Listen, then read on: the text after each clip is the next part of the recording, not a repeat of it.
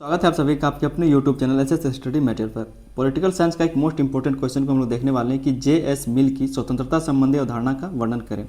JS. मिल के द्वारा जो स्वतंत्रता संबंधी अवधारणा दिया गया है उसके बारे में आपको बताना है। ठीक है, मोस्ट इंपॉर्टेंट क्वेश्चन है। कुछ इंपॉर्टेंट क्वेश्चन हम पहले करवा दिए, जो इंपॉर्टेंट क्वेश्चन बचा हुआ उसको करवा दिया जा रहा है। ठीक है, बाद में हम एक 2 घंटे का मैराथन क्लास लाने वाले हैं जहाँ पर सारे इंपॉर्टेंट क्वेश्चन आपको एक ही वीडियो में देखने को। तो चलिए शुरू करते हैं इस क्वेश्चन का आंसर को हम लोग समझना। इससे पहले दोस्तों अगर आप लोग चैनल पर नए हो तो आप लोग चैनल को सब्सक्राइब भी जरूर कर लीजिए। साथ में अगर ये वीडियो आपको अच्छा लगता है तो आप लोग वीडियो पर लाइक करें, अपने दोस्तों में इसको शेयर भी करना है। यहाँ पर हम लोग समझेंगे कि जे.एस. मिल के द्वारा जो स्वतंत्रता संबंधी अवधारणा दिया गया है वो क्या है। ठीक है, तो एक छोटा सा हम लोग पहले परिचय को समझ लेते हैं। कहा जा रहा है कि जॉन स्टुअर्ट मिल, इसका पूरा नाम है, मिल का ये पूरा नाम है। ठीक है, जॉन स्टुअर्ट मिल 19वीं शताब्दी के प्रमुख उदारवादी चिंतक थे। उनकी प्रसिद्ध कृति ऑन लिबर्टी में स्वतंत्रता की आधुनिक और व्यवहारिक व्याख्या मिलती है। मिल ऐसे समय में लिख रहे थे जब लोकतंत्र का विस्तार हो रहा था, मतलब लेकिन बहुमत द्वारा अल्पसंख्यकों के दमन का खतरा भी बढ़ रहा था। मिल का मुख्य उद्देश्य व्यक्ति की स्वतंत्रता की रक्षा करना था, चाहे वह राज्य से हो या समाज से, सभी व्यक्तियों की स्वतंत्रता की रक्षा करना था इसका मुख्य उद्देश्य। ठीक है, ये एक हमारा छोटा सा परिचय हो गया। आगे हम लोग देख लेते हैं जे.एस. मिल की स्वतंत्रता की अवधारणा को। जे.एस. मिल के द्वारा जो स्वतंत्रता की अवधारणा बताई गई उसके बारे में यहाँ से समझेंगे। सबसे पहले आप लोग ये समझेंगे कि स्वतंत्रता का अर्थ क्या होता है। इसके द्वारा जे.एस. मिल के द्वारा स्वतंत्रता का अर्थ क्या है उसके बारे में कहा जा रहा है। मिल के अनुसार स्वतंत्रता का अर्थ व्यक्ति को अपने विचार, विश्वास, जीवन पद्धति और कार्यों को चुनने की पूर्ण आज़ादी हो।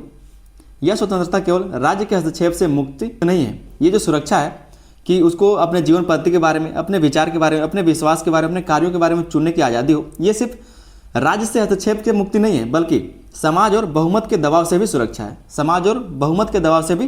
ठीक है, तो ये स्वतंत्रता का अर्थ दिया गया है मिल के द्वारा, जे.एस. मिल के द्वारा। ठीक है, आगे हम लोग इसकी अवधारणा में समझेंगे हानि सिद्धांत को।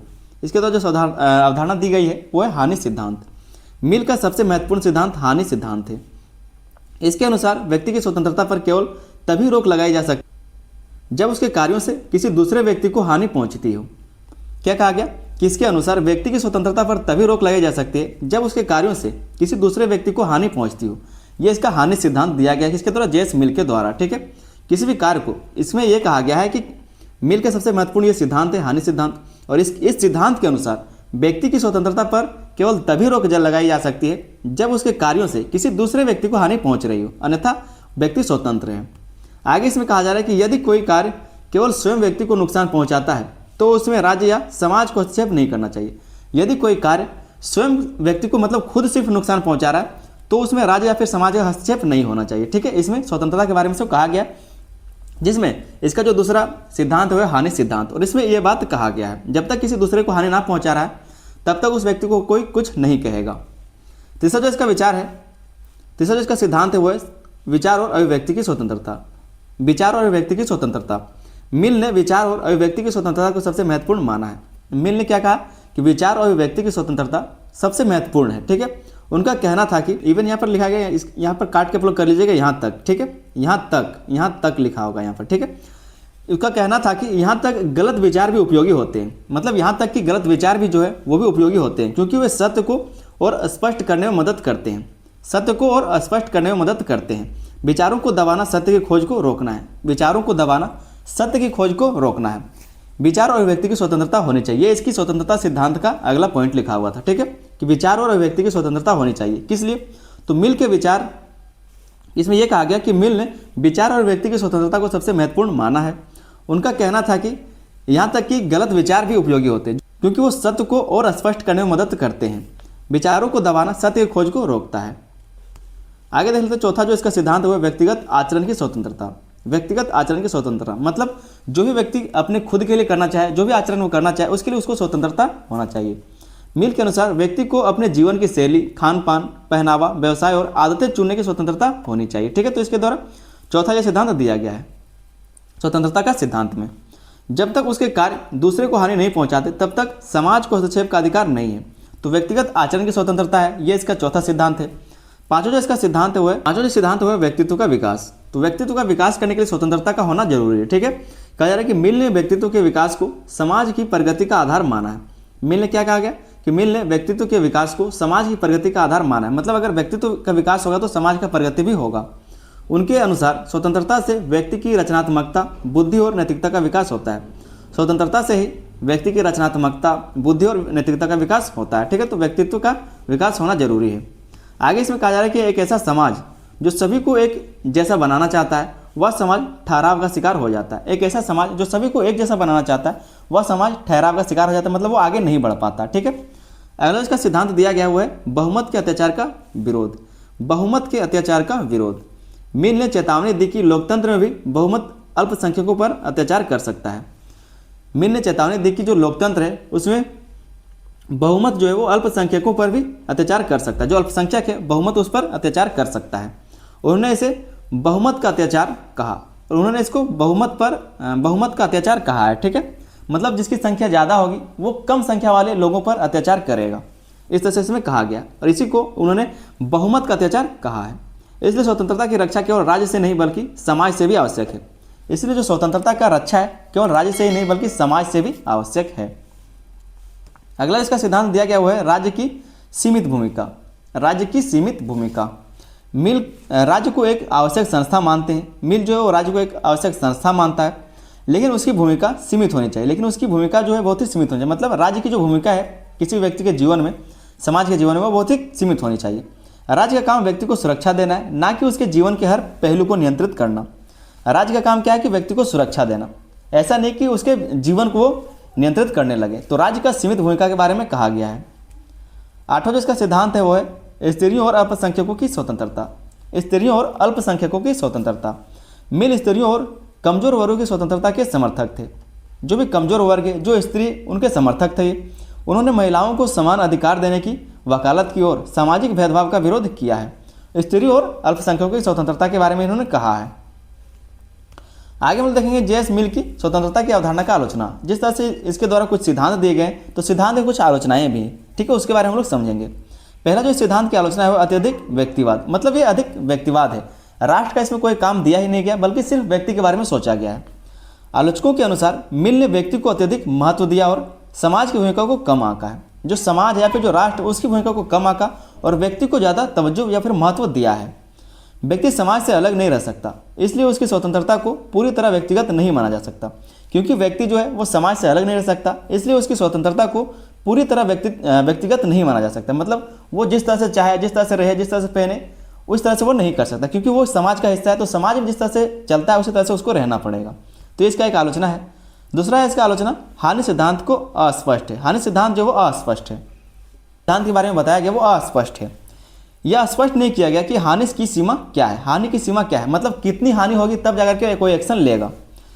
कई ऐसे कार्य होते हैं जो अप्रत्यक्ष रूप से समाज को नुकसान पहुंचाते हैं, लेकिन मिल का सिद्धांत उन्हें स्पष्ट रूप से परिभाषित नहीं करता। लेकिन मिल का जो सिद्धांत है वो उसको स्पष्ट रूप से परिभाषित नहीं करता।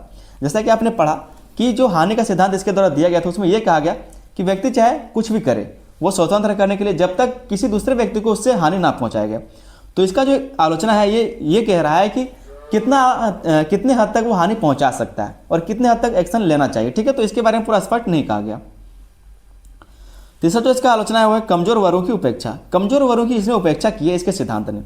मिल का सिद्धांत बुद्धिमान और विवेकशील व्यक्तियों पर आधारित है। मिल का जो सिद्धांत है वो बुद्धिमान और विवेकशील व्यक्तियों पर आधारित है, लेकिन बच्चे, अशिक्षित और कमजोर वर्ग स्वयं निर्णय लेने में सक्षम नहीं होते। जो बच्चे हैं, जो अशिक्षित है, जो कमजोर वर्ग है, वो स्वयं निर्णय नहीं ले पाते, जिनके लिए राज्य हस्तक्षेप आवश्यक होता है और जिनके लिए राज्य उनके लिए क्या है तो निर्णय लेते हैं। तो बच्चों को क्या करना चाहिए, बच्चे काम करें या ना करें, ये सभी निर्णय कौन लेता है तो राज्य लेता है, सरकार लेती है, क्योंकि बच्चे के पास उतना बुद्धि नहीं होता। चौथा जो इसका आलोचना है वह है सामाजिक नैतिकता की अनदेखी। इसने सामाजिक नैतिकता की अनदेखी की है।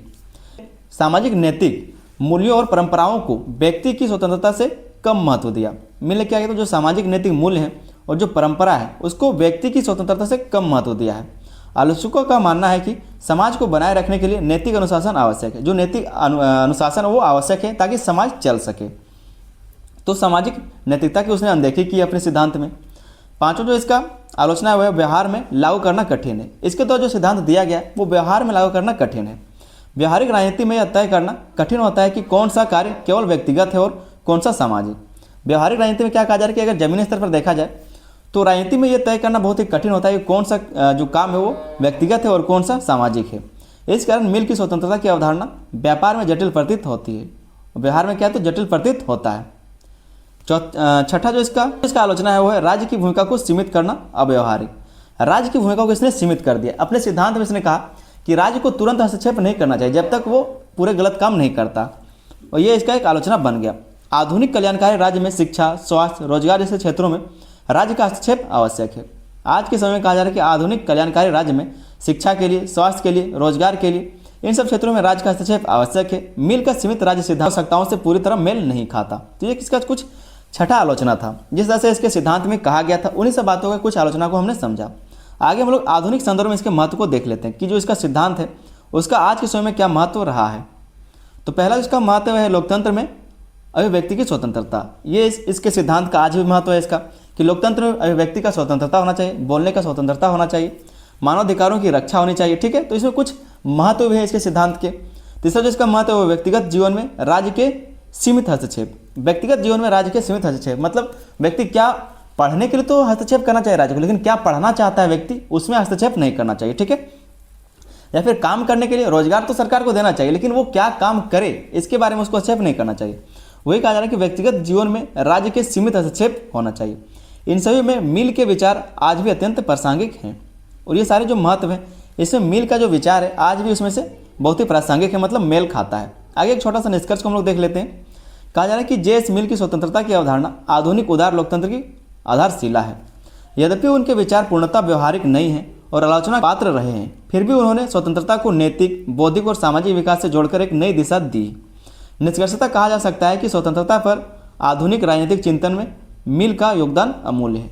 स्वतंत्रता पर आधुनिक राजनीतिक चिंतन में मिल का योगदान अमूल्य है। ठीक है, तो इस तरह से क्वेश्चन के आंसर को आप लिख सकते हैं। उम्मीद करते हैं क्वेश्चन का आंसर आपको समझ में आ गया होगा। बस पूछा यह गया था कि जे.एस. मिल की स्वतंत्रता संबंधी अवधारणा के बारे में बताइए, फिर उसके आलोचनात्मक इतना गया था कि जो जे.एस. मिल है उसकी स्वतंत्रता संबंधी अवधारणाओं का वर्णन करें। ठीक है, तो आपको उसके स्वतंत्रता संबंधी सिद्धांतों के बारे में आपको बताना था। सिद्धांतों को आपने बता दिया, आलोचना को आपने बता दिया, साथ में उसके महत्व को भी बता दिया।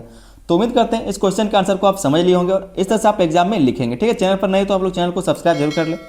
वीडियो पसंद आए तो वीडियो पर लाइक करें, अपने दोस्तों में इसको शेयर भी करना है। चलिए मिलते हैं अगले वीडियो में, तब तक के लिए धन्यवाद। जय हिंद।